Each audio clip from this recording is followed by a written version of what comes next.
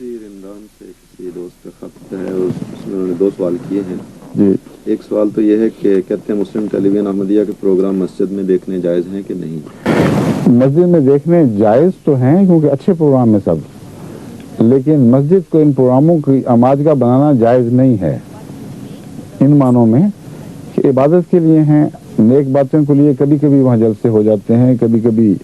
اس وجہ سے کہ خدا کے ذکر چل رہا ہے، ذکر کی مجالس لگتی ہیں، اس میں کوئی شک نہیں،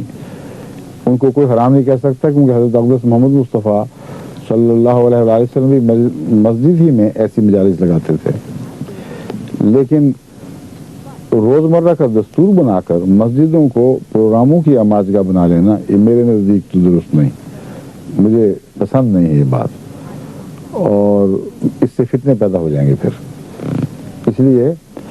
اپنی کوئی اور جگہ ڈھونڈیں جہاں یہ پروگرام ہوا کریں. خطبہ سننا ہو تو مسجد میں سنیں، کبھی کوئی غیر معمولی پروگرام ایسا ہے جس میں سب کو دعوت دینی ہے بے شک وہ مسجد میں کر لیں، لیکن روزمرہ کا دستور بنانا جائز نہیں.